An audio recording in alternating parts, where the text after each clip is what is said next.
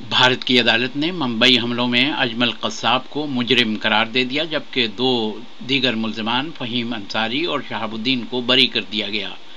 اجمل قصاب پر استغاثے نے ملک کے خلاف جنگ کرنے، قتل، اقدام قتل کے علاوہ تعزیرات ہند کی مختلف دفعات کے تحت 86 الزامات عائد کیے تھے، جبکہ فہیم اور شہاب الدین پر شدت پسند تنظیم لشکر طیبہ کو ممبئی کے ان مقامات کا نقشہ فراہم کرنے کے الزامات تھے جن پر حملہ آوروں نے حملے کیے۔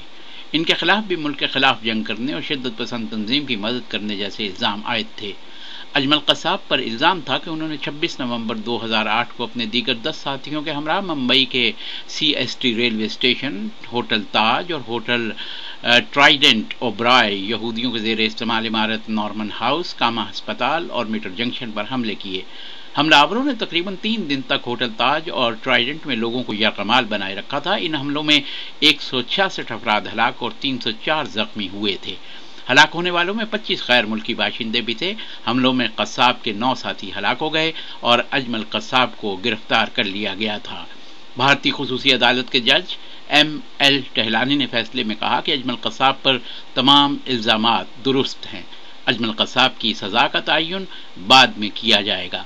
ممبئی حملوں سے متعلق 15 اپریل کو خصوصی عدالت کے جج NL ٹہلانی نے کارروائی کا آغاز کیا اور 369 دن تک سماعت جاری رہی۔ استغاثے نے فروری 2008 میں عدالت میں 11,000 صفحات پر مشتمل فرد جرم داخل کی، جس میں قصاب پر 86 الزامات عائد کیے گئے تھے۔ عدالت نے استغاثے کے ذریعے پیش کردہ ثبوتوں کو 3,192 صفحات پر درج کیا ہے۔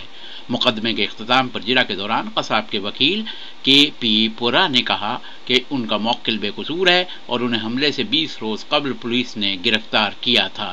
مقدمے کی سماعت کے دوران عدالت میں 20 جون کو پاکستان کے 22 مفرور ملزمان کے خلاف غیر ضمانتی وارنٹ جاری کیے گئے تھے، جن میں لشکر طیبہ کے چیف آپریشن کمانڈر ذکی الرحمان لکھوی اور جماعت الدعوہ کے چیف حافظ سعید کا نام بھی شامل تھا۔